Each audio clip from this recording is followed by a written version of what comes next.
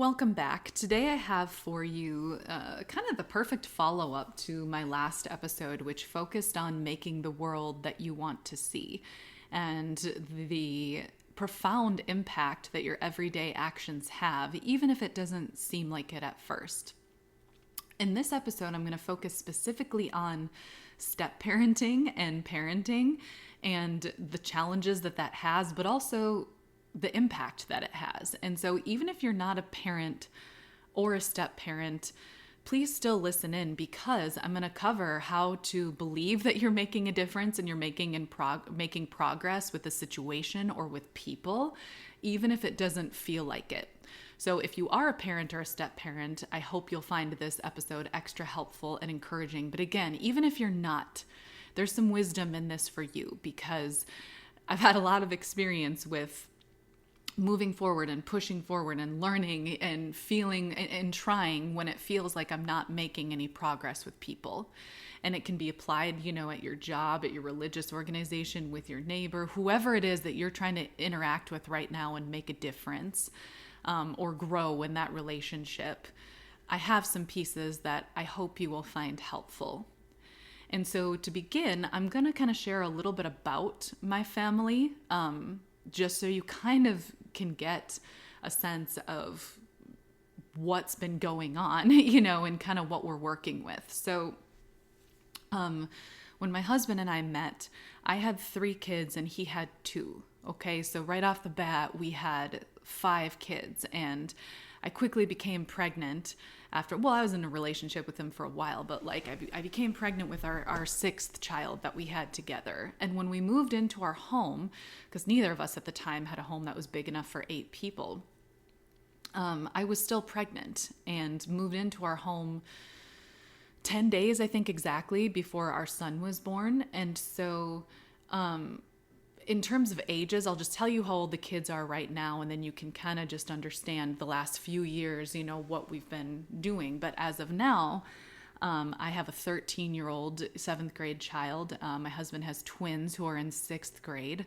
I have another daughter who's in 5th grade. So right there, all 4 of our girls are about the same age, And then I have a son who's 5.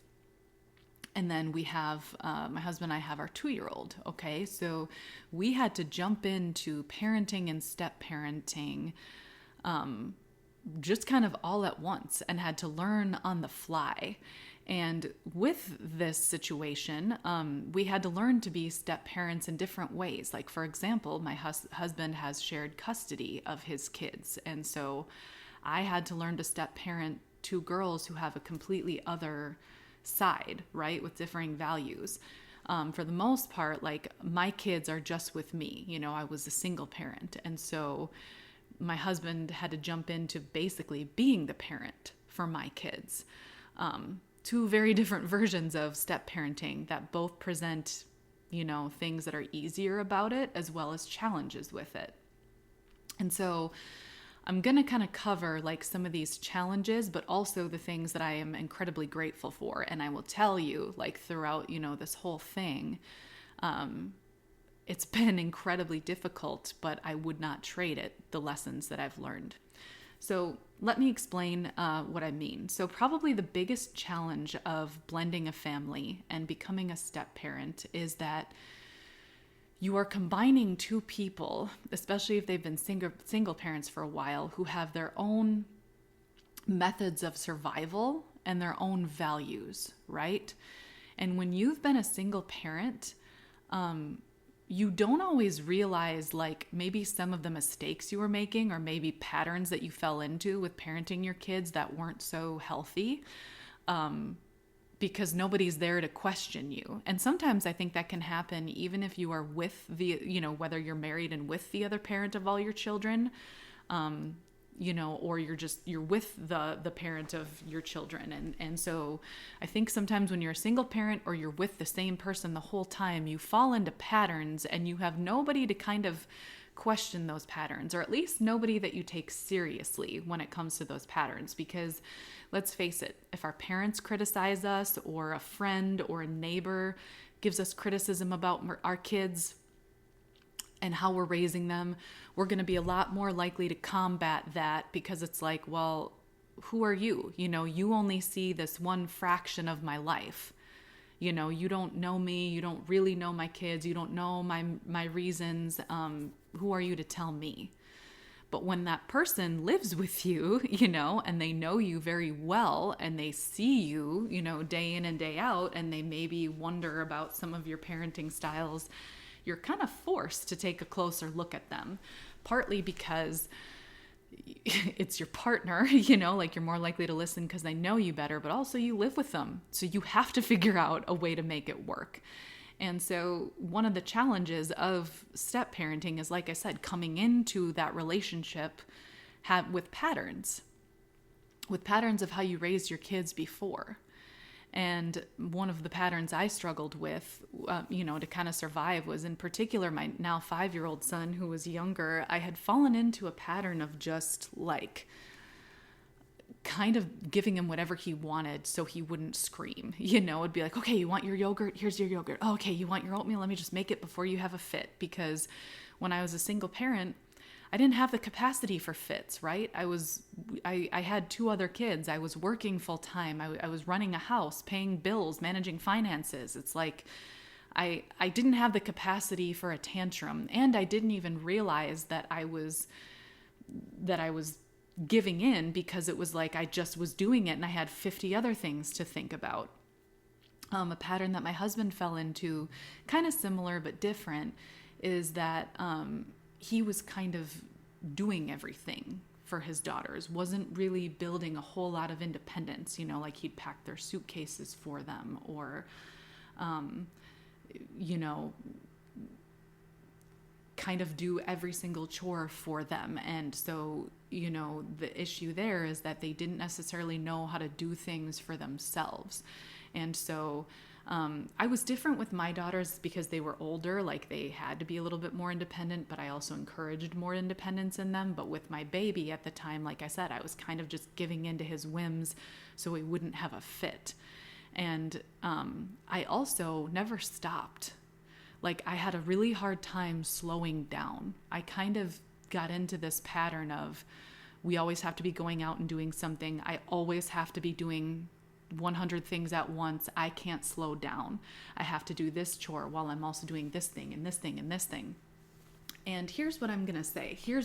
And this is really important. All of our quirks and even bad habits are not necessarily inherently bad or need to just stop. We kind of just need to get them in balance.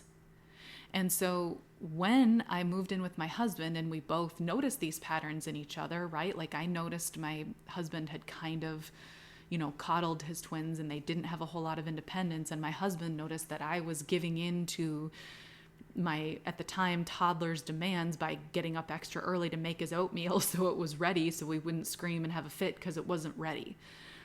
When we kind of noticed these patterns and pointed them out, defensiveness comes first, okay? So I'm just going to tell you this, like, we had so many fights about certain things because you get defensive when it comes to how you're raising your kids, right?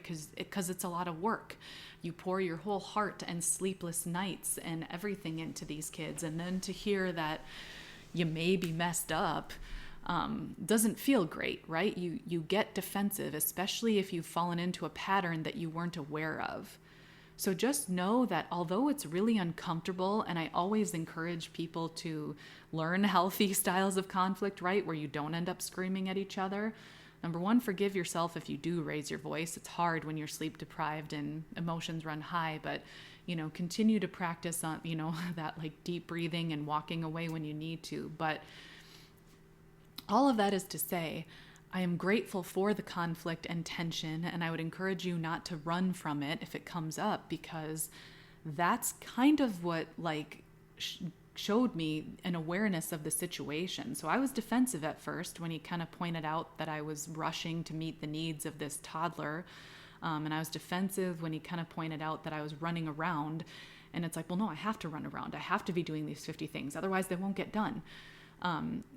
And he was, of course, defensive of, the thought that his kids were maybe not as independent as they should be. And it came into a lot of fights. But here's why they were worth it. They helped both of us balance out our quirks, in a way, and our habits that we had developed in a way that benefits all the kids. And that's what I'm going to say is one of the biggest benefits of being a step parent is it kind of forces you to look at your own parenting style. And I can tell you this with 100% confidence, I became a better parent to all of my children, biological and step, because of blending, because of being with a partner who loved me and who pointed some things out to me. It caused me to have to take a look at what I was doing. And it didn't mean that the things my husband and I did to survive were bad. It just meant, no, we've got a partner now. We can learn some new things that are going to be better for all of us. So don't shame yourself, for the past and what you did to survive, because we all have to survive. We all have to adapt to whatever circumstances we're in. So don't shame yourself and don't shame your partner. Just recognize, okay, I'm not in that life anymore. We're in a different situation now. What can we do? And so please know that I got here, through disagreements. So don't be afraid to disagree. Don't be afraid to bring up something that's bothering you, because number one, it's just going to build if you don't. Number two, I've learned, through this relationship that conflict is what's led to growth. And if you both come at a conflict or a disagreement, with the same goals, which is to, stay together and build and get better, you're going to be okay and it's going to be worth it. Like I said, all of these disagreements were worth it. And so I do have the ability to manage multiple things, right? To manage the finances of my house, to be able to clean, and also take care of the medical needs of one of my children, to run errands and keep a household inventory supplied, for 8 people.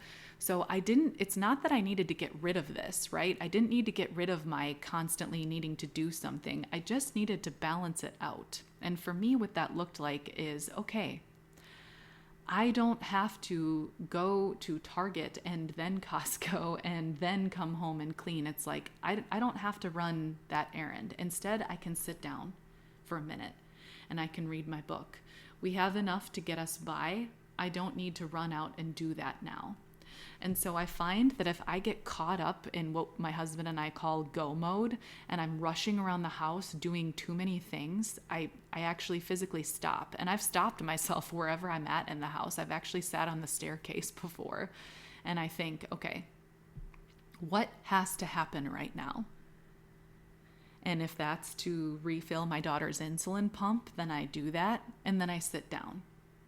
Or if it's like, I have to cook this meal right now because so-and-so has to go to whatever practice. Okay, I'm going to cook the meal and then I'm going to sit down. So for me, it was learning to balance what do I have to do right now and what can wait. I also am grateful for what he pointed out with my son, because I don't just give in anymore when he screams. I've learned I had to put up with a few tantrums of him screaming.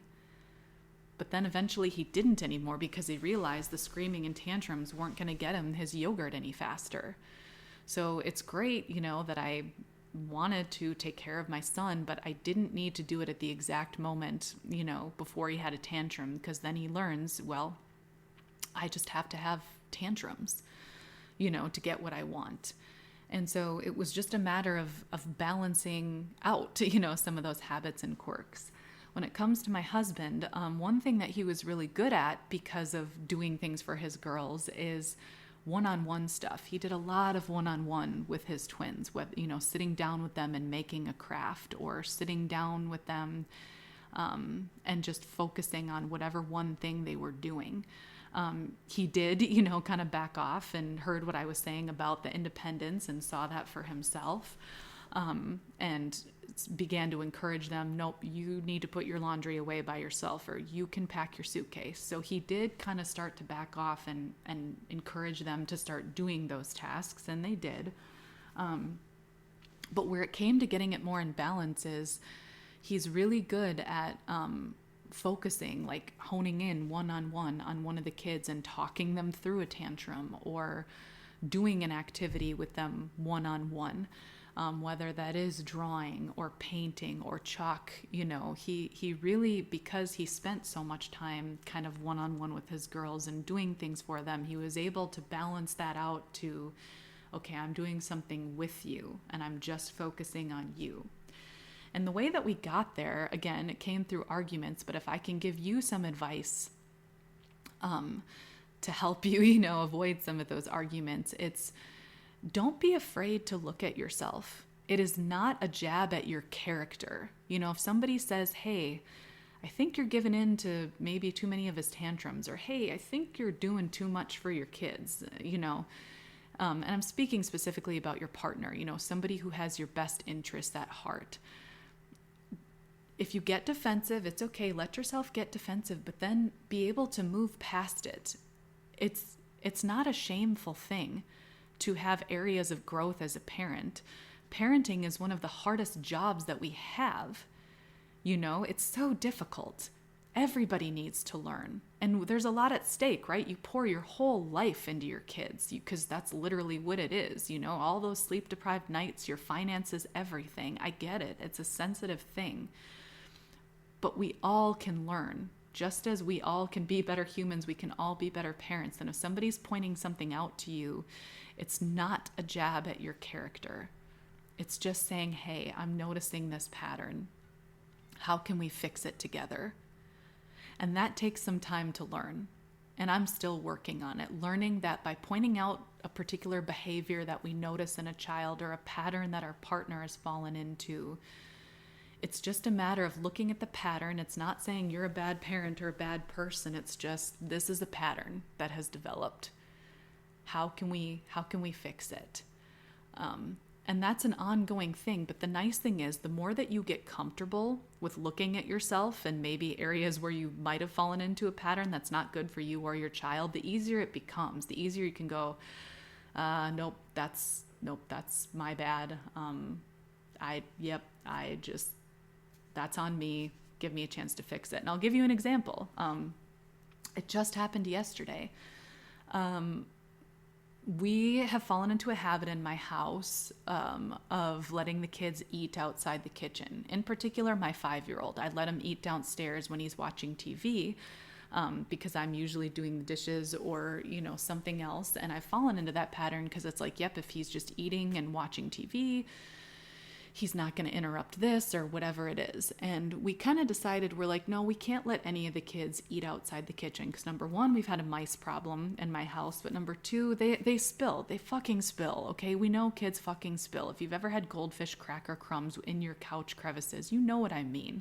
It doesn't matter their age either. The 13-year-old spills just as much as the 2-year-old. Okay. Like, kids spill.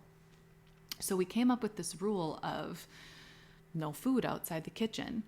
Well, I've slipped, I've allowed my 5-year-old to eat downstairs a couple times, and my husband very delicately, yesterday said, hey, I know that this could very easily be perceived as a personal affront, but it's not, but there's no way to say this without it being an affront and I just gotta ask, are we giving up on that rule of no eating downstairs? Cause and I'm not saying this is the perfect communication tactic, but that's the beauty of it. You don't have to be perfect as you're learning how to do this. He was trying very hard to approach me in a way that was not threatening. And I recognized that, and I felt myself get a little defensive. I felt it like, and the first thought that went through my mind was, he doesn't always know how it is. The kids get tough and I'm doing too many things at once, and just sometimes I have to but he does know how it is. He does. He knows how difficult it is. It's just that defensive part of the brain turns on and goes, he doesn't know what you're going through. He doesn't know all the things you're taking on. So of course he cares, about the downstairs because he doesn't have to worry about X, Y, Z. That's a very natural thought pattern to switch into, especially if you're raising kids or you're busy. But you have to kind of just let yourself feel that for a minute and then push past it to the rational thought of like, okay, we are in this together. We both want a clean house. Okay. At the end of the day, we both want that. Neither my husband nor I want crumbs in the couch. We both want the same thing. And when I thought about that, like let myself feel defensive for a minute, but didn't say anything. That's the important thing. When you're feeling defensive, give yourself a minute to feel it. Take a deep breath. Let it kind of pass, and then let your more rational thoughts come out. And you will have a much more pleasant interaction. So I felt that defensiveness. I felt those thoughts, but I saw them, and then I let them pass by. And what I said to him was, nope, it's my fault. Like, I was just honest. I just said, I've just let him do it. Give me another week to enforce it better, you know? And although it was kind of still an awkward moment, it passed, and I don't feel slighted by him at all. In fact, when I look back on the situation, I'm like, thank God I let that defensiveness pass, because he's right. You know, like we shouldn't, and I knew he was right? Like I should have enforced the, hey, no eating downstairs better. But I also forgave myself, you know, it's like, okay, yep, it gets busy. That was a pattern. Oh, okay. Yep. You know, it gets busy, and it was a pattern to just kind of let him do what he wants with food, because that way I can focus on XYZ without a tantrum. And it's like, you know, I recognize that that's why I did it, but I also owned it and said, nope, it's my fault. I was letting him do it. Just, I got caught up in whatever and stopped enforcing it. Give me another week to enforce it, you know, before we decide we're just not going to do that rule. And I promise you, again, it can feel awkward at first, but you do actually feel so much better when you just admit you need to work on something. And it doesn't make you less of a person. It doesn't make you a bad parent to admit you need to work on something. In fact, that it makes you a good parent, because you recognize that you're learning, and you don't think that you're doing it perfectly. So, when it comes to disagreements about parenting, just, you know, give yourself a minute to sort of push past it, you know, to let yourself feel the defensiveness, but don't choose your words when you're defensive.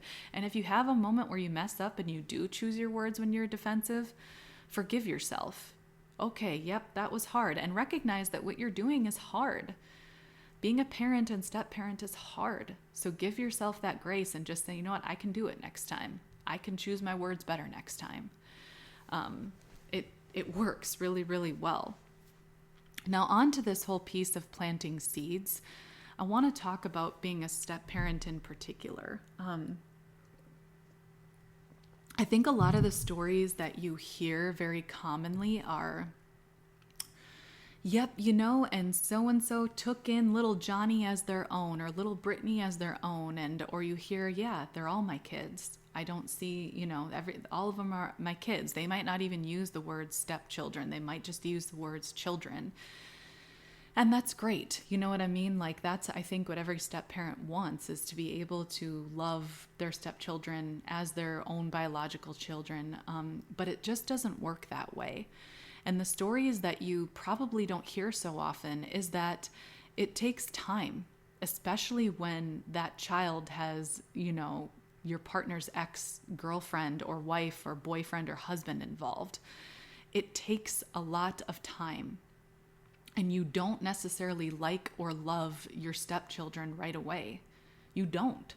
And that's the harsh truth. And with that comes a lot of guilt that you carry, of like, oh my God, why don't I love this child yet? Or, oh my God, they just drive me crazy. I wish they didn't, but they do. I can't stand this, that, or the other thing that they do. You don't hear a lot that it actually takes time, and that step-parents might not like or love their stepchildren right away. And there's lots of reasons, right? Like, part of it is, again, if you've got some shared custody going on, maybe those children have some of the values of that partner's ex that you don't share. It can be hard working with values that you're not teaching, right? It can be hard working with morals that you're not teaching. It can be hard when those morals and values are brought into your house and you feel like you don't have any control. You know, that's part of where the challenge is. The challenge, I think, sometimes too, is not knowing a child from birth.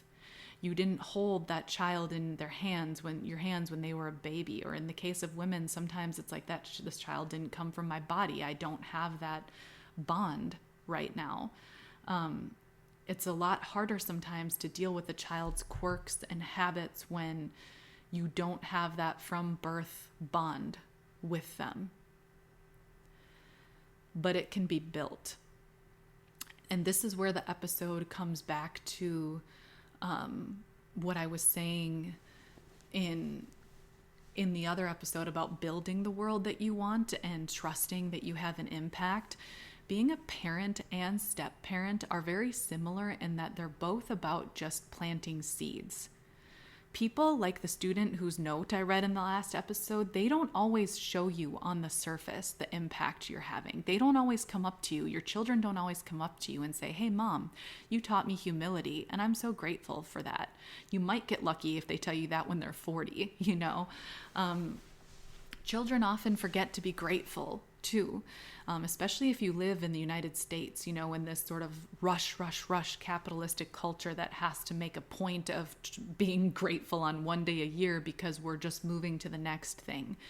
It can be difficult when you don't see gratitude in your children, or when you are trying to teach these values and beliefs, but you're not seeing it reflected. And again, one of the toughest things about being a step parent is that the child has another parent outside of the home who they go to, and it can feel like, okay, well, that's their biological mom, that's their biological dad, so I'll never be that. They always will have their mom, they always will have their dad, and I'll never be that role. And as a step parent, I want to make this clear. You don't want to replace that, but you do want to be seen as a parent. You want that equal love connection. Even if you're struggling to like or love your stepchild, you do want that bond. And I can say that with absolute certainty. Since I've met my stepdaughters, there have been seasons that I've really struggled with them. But through it all, I always wanted that bond to be there. And that's the beautiful thing about any kind of love, is that you can be working towards it and feel it and want it, even at the same time that you're feeling all of these other difficulties with dealing with someone's quirks or conflicting values. You can always still be fighting for that. And that brings me back to these seeds. And the best advice that I have for step parents and parents in general is, number one, let yourself feel everything that you feel, even if you don't want to feel it. That was the biggest thing I struggled with as a step parent, when I didn't want to be around my stepkids, or I struggled with them. I felt so guilty and I hated myself for feeling that way, and I didn't want to feel that way. But generally, if you're feeling something, there's a reason why. And instead of pushing that feeling down, journal about it. Or maybe, if you're worried about one of your kids finding it and getting their feelings hurt, write it on a document and then delete it. Okay? Because we know that these passing thoughts aren't really how we feel deep down, and we just need to get them out. But there's ways to do that where someone, won't find it and be hurt by it. But I encourage you, again, as a parent or a step parent, if you're feeling something you don't want to feel, don't bury it and feel guilty. Just let yourself feel it, and then ask yourself, what is the lesson here? Why am I feeling this? Journal about it. Let yourself feel it, because that's the only way that you're going to work through it and see what action you need to take. And maybe that action is you have a real conflict with one of your kids or stepkids. Like, there is some disrespect happening that you need to address. Or maybe it's just, well, they are showing this particular value of their mom or their dad who I don't like, and I don't like seeing that in them. Well, okay, if that's the case, you can't walk up to your child or stepchild and say, hey, you're doing this like your mom and I don't like it. That's just going to do damage, right? But something you can do is you can go, okay, I don't like that they are obsessed with shopping and spending a lot of money. So how can I show them, how can I help them live maybe my values, which are going outside in nature? Oh, okay, I can just take them outside. When they're with me, I can show them my values. And that's what it is as any kind of parent. I'm going to go back to Ed Milet's quote of, the best lessons are caught, not taught. You teach your kids and stepkids so much more by just living the values that you have, rather than lecturing them. And lectures are necessary sometimes, but when it comes to even the specific issue of like trying to instill your values in your stepchildren Focus on the control that you do have. And when they are with you, don't focus on the quirks that they have that maybe come from that other parent. Number one, tell yourself, I'm going to focus on who they are as an individual. I'm going to focus on who they are as an individual. And do that even with your own kids, who they are as an individual. And what that will help you do is raise the person in front of you, not the person who you wish they were or the person who's separated from where they come from. It helps you raise the person in front of you, which is what every parent needs to do. So actively tell yourself, I'm going to focus on who they are as an individual.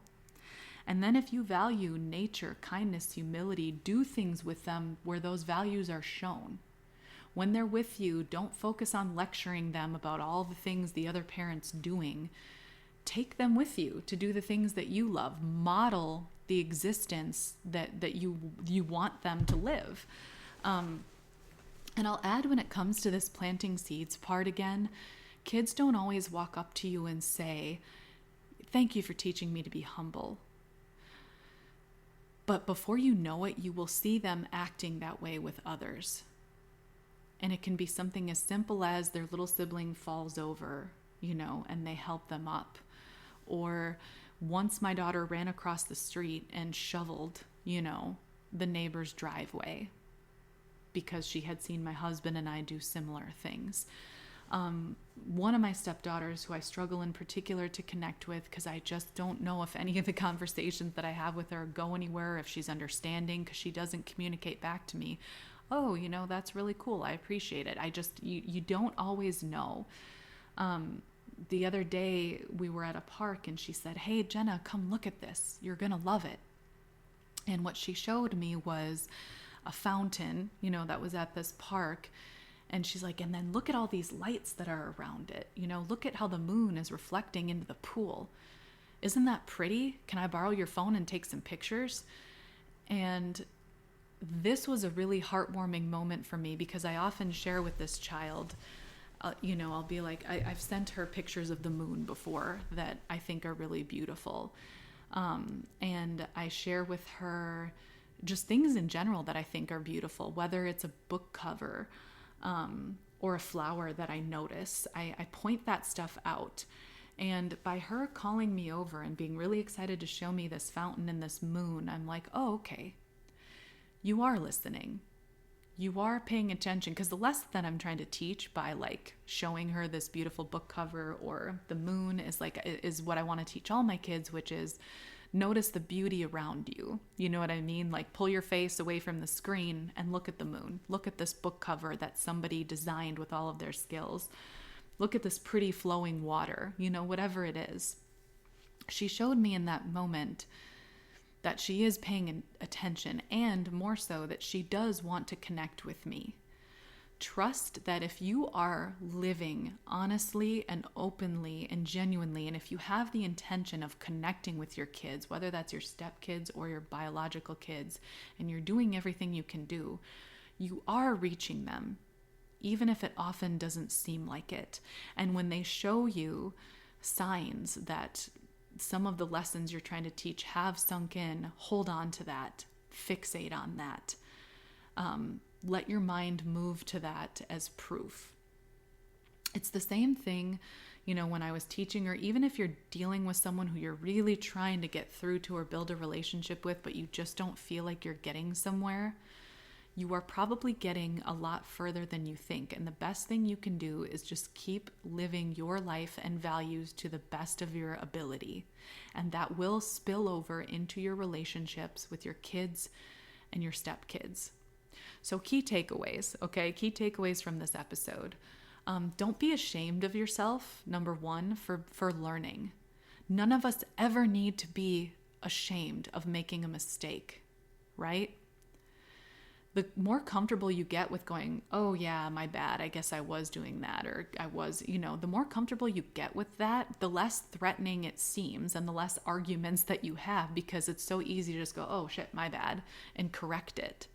And the correction is always worth it, right? Like I said at the beginning of this episode, I am so grateful that I entered into a blended family, even though it's been really challenging at times because it's forced me to grow, but to grow in a way that is best for me and my kids, to grow in a way that I'm proud of. I've become a better parent to all my kids because I had to be more intentional about the way that I was parenting, because I was sharing that job with a new person. So don't be afraid to just acknowledge when you've made a mistake. You don't need to be ashamed. We're all learning. Okay? Secondly, believe that you're making an impact with all of your kids, even if they don't know how to show it. So whether they are your stepkids or your biological kids, or even just difficult people who you might be working with, trust that if you are focusing on being the best person that you can be, and you are giving your children, all of them, experiences that reflect your values, trust that those are being planted like seeds. And you might not see the obvious growth until the moment that they're able to articulate it, or till when they get a little bit older and they're doing things that you're proud of. And then number 3, look for the victories that you do have. Look for the victories that you do have. So when your child or stepchild goes out of their way to show you, a lesson that they've learned from you, or something that kind of reflects what you're trying to teach them, hold on to that. Hold on so tightly to that and let your mind move to that, because it will be a lot easier to focus on the positive impact you're having than the negative. And similar to what I talked about in the last episode of like making your own world, the more you focus on the negative and the things that you can't control, the more frustrated and just bitter you get. Your energy is far better being put into the impact that you can have through your actions, words, and experiences. And even if you are frustrated, you can use that as fuel. Don't do it to like compete, but just go, oh man, I'm really frustrated with how much time my child is spending on the computer over at that house or whatever. Just go, okay, well, when they're with me, we're going to go outside. And you'll find that your kids start to gravitate towards, the things that are more meaningful naturally. You'll see them start to do that more naturally. So the best advice that I can give you as a parent or step parent is just be patient with yourself. Let yourself feel whatever you're feeling, and that comes to the defensiveness of parenting, but it also comes to even the stuff you feel guilty for feeling. Let it pass, explore it, and then intentionally move towards a more peaceful future. By being honest with yourself, you don't have to be ashamed. Shame never leads to anything good, but that honesty can lead to growth. And if you're working with just difficult people in general, trust that you might be planting seeds.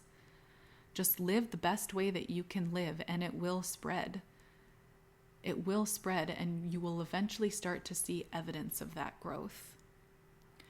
I cannot thank you enough for your time, and I hope that what I've said today has encouraged you as a parent or step parent. And just know that if you are dealing with a lot of frustrations or being angry that you don't feel like you're making an impact, you're not alone in feeling that frustration. You're not alone at all. But just know that some of our most frustrating circumstances can lead to really beautiful growth for the betterment of all. And again, the more that you engage in the process of learning and looking for the positive ways that you're making an impact, the easier it becomes, the more natural it becomes to just talk about a parenting difference rather than argue about it. The more natural it becomes to go, okay, I'm frustrated that this happened with my child or stepchild, but what can I do? What's within my control to help them? That just becomes your way of life rather than arguing and comparing and resentment. You slowly, with each choice you make to instill your values and look for the impact that you are having, even if it's not obvious, and to give yourself and your partner grace for learning, the more that you practice doing that, the more it just becomes your go-to. So on that note, I am just going to thank you for coming.